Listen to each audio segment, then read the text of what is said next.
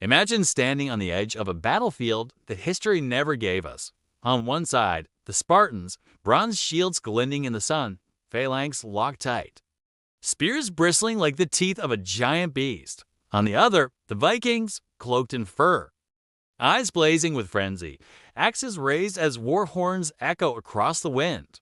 Both feared, both legendary, both remembered not only for the battles they fought, but for the terror they inspired. But what if just once these two forces had met?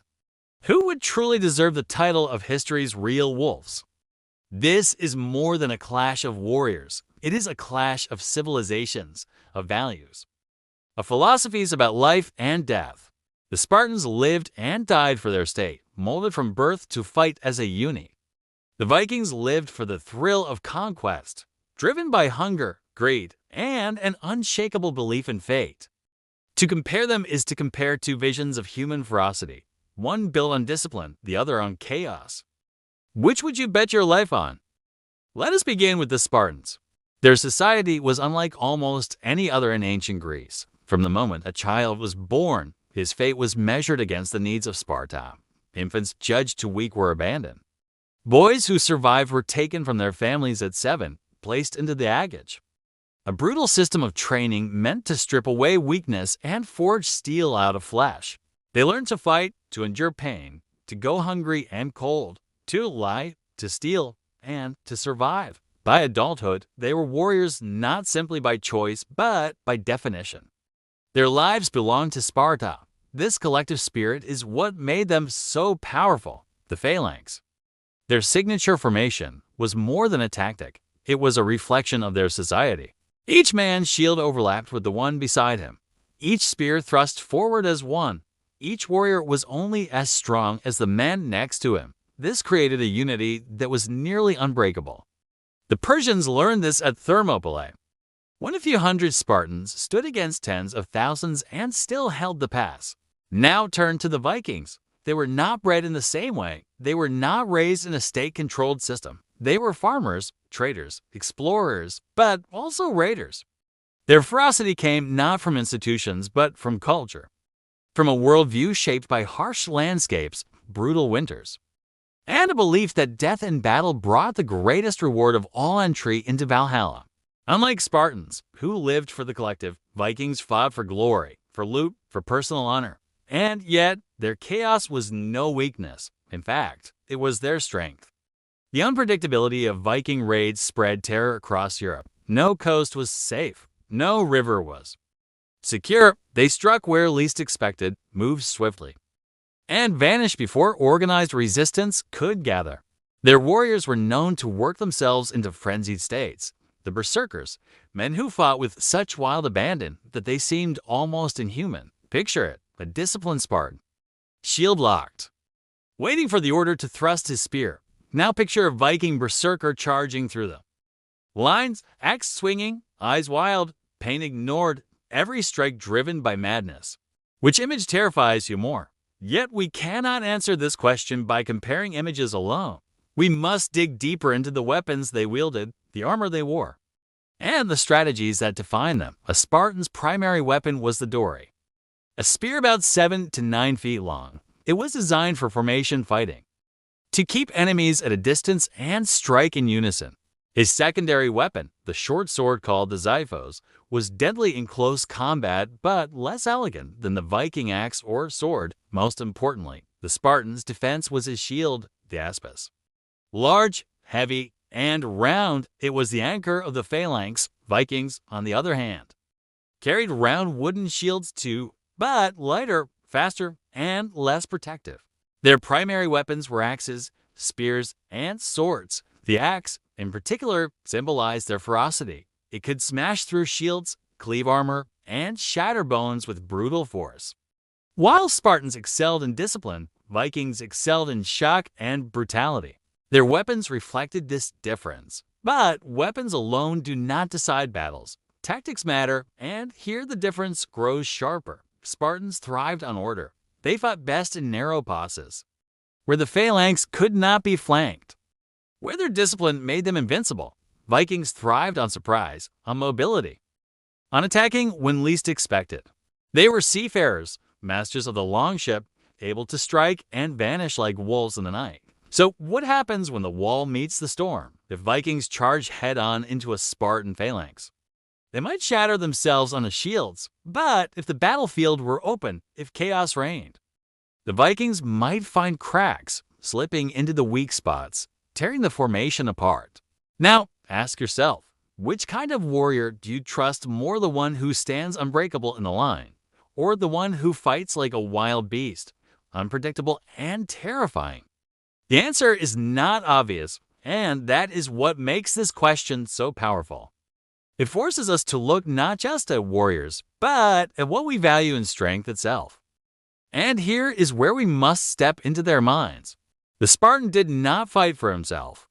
He fought for his brothers, for Sparta, for the collective that defined him. His shield was not just his protection, but the protection of the man beside him. To lose, it was disgrace. A Viking, by contrast, fought for himself, for his name, for the promise of Valhalla. If he died bravely, he believed he would feast with the gods. To retreat was not shame, as long as he fought ferociously when it mattered. Which is stronger, collective duty or personal honor? This is not a question of history alone, it is a question of human nature. And the deeper we go, the harder it becomes to choose. Let us move from the battlefield to the minds that shaped it, because behind every weapon swing, behind every formation, lies a philosophy of leadership and survival. Spartans lived under a system where leadership was forged by sacrifice. Their kings were not. Distant rulers giving orders from far away, they often stood in the front line, shoulder to shoulder with their men. Leonidas at Thermopylae is the most famous example, a king who chose to die alongside his soldiers, knowing the battle was unwinnable, but also knowing that his death would inspire Greece to resist. This is the essence of Spartan leadership, leaders who bled with their men, and men who trusted their leaders to the death. Vikings followed a different model. Their leaders were jarls and warlords, men who gained power not through state institutions, but through loyalty, charisma, and success in raids. A Viking chief had to prove himself through daring exploits, generosity in dividing loot, and the ability to inspire warriors with promises of glory. Unlike Spartan kings, who ruled by tradition and duty, Viking leaders ruled by strength of reputation. If a leader lost the trust of his men, they could simply walk away and follow another. This created a more flexible system, less rigid, but also more unstable. Now, think about the psychology this produced. Spartans thrived on fearlessness. To retreat was unthinkable. Their mothers sent them off with the words, "Come back with your shield," or on it. They were conditioned to see death not as a failure, but as fulfillment of duty. A Spartan did not ask, "Will I survive?" he asked, "Will Sparta endure?" That is a terrifying mindset for any enemy to face. The Vikings, though, carried their own brand of fearlessness. Their belief in Valhalla meant that dying in battle was not tragedy, but triumph. A Viking who died with courage believed he would join Odin's hall, feasting with the gods until the end of days. This made them reckless, yes, but also utterly relentless. Imagine facing a man who charges without hesitation. Not because he doesn't fear death, but because he welcomes it.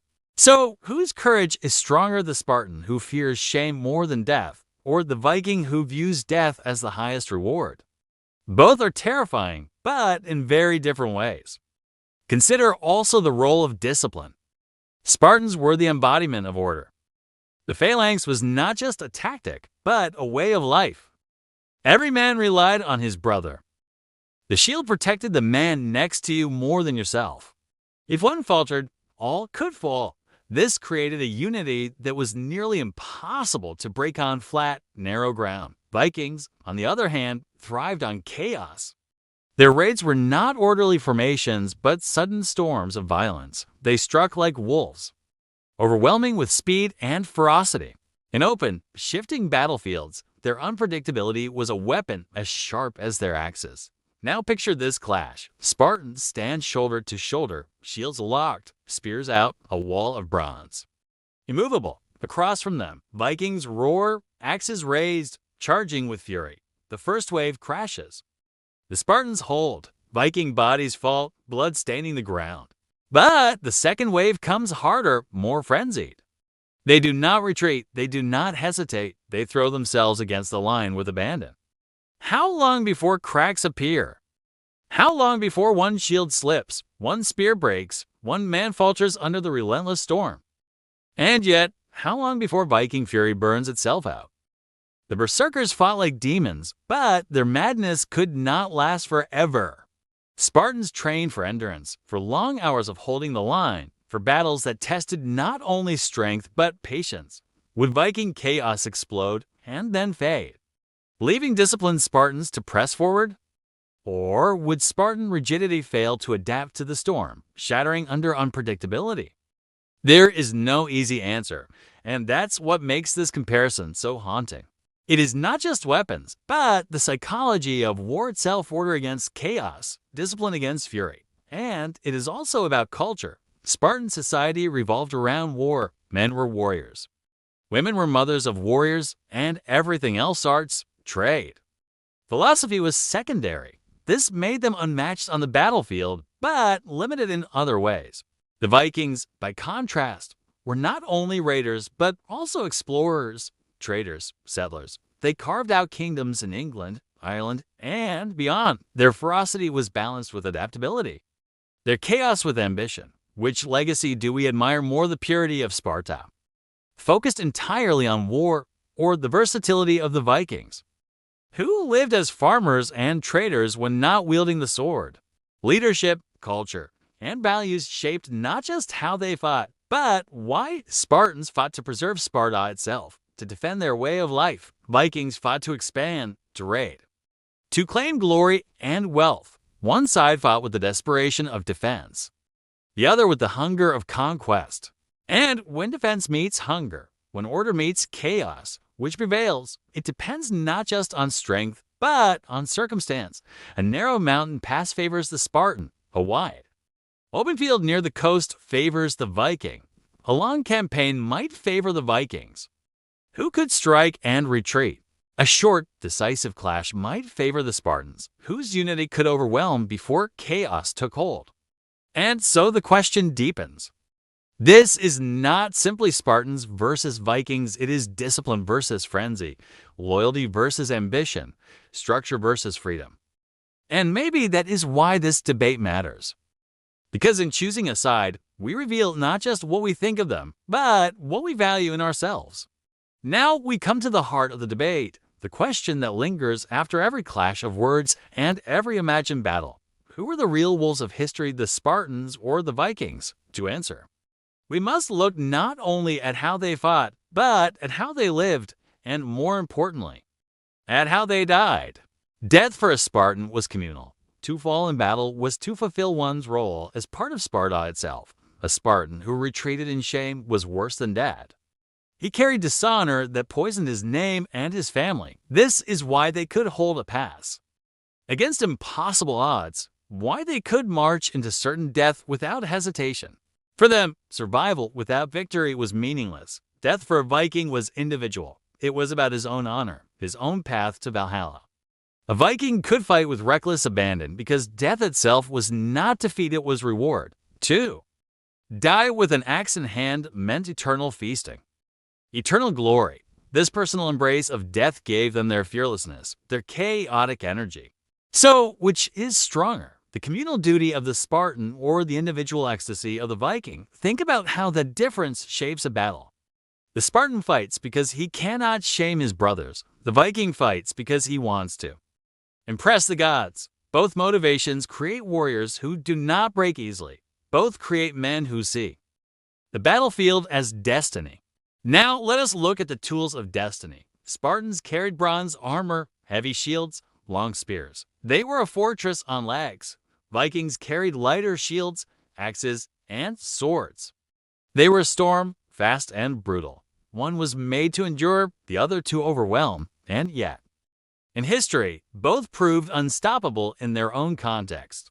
The Spartans crushed enemies in Greece until larger armies and shifting politics erased their dominance. The Vikings spread terror across Europe, carving kingdoms far from home until Christianity and centralized states absorbed them. Neither was truly defeated by force alone. They were overtaken by time, by change, by the evolution of history itself. And maybe that is the answer. Not Spartans or Vikings, but both were wolves in their own ways, feared by those who faced them, remembered centuries later for the dread they inspired. The Spartan was a wolf of discipline, moving with the pack, striking in unity. The Viking was a wolf of chaos, roaming the seas, striking suddenly, devouring what he pleased. To predators, different habitats, equally deadly. But I will not leave you with an easy answer. Because the truth is, this debate is not about finding the winner. It is about what we value in strength. When you look at the Spartan, do you admire his ability to sacrifice for the whole? Do you envy his certainty, his unity with his brothers? Or do you see rigidity, a loss of individuality, a life crushed by duty? When you look at the Viking, do you admire his freedom, his hunger for glory, his fearless embrace of fate? Or do you see recklessness, chaos, and a life consumed by violence? Perhaps the real question is not Spartans versus Vikings. Perhaps the real question is, who are we, and which path would we choose if fate placed us in their boots? Would you lock your shield in the phalanx, trusting that the man beside you will never falter, your own life bound to his?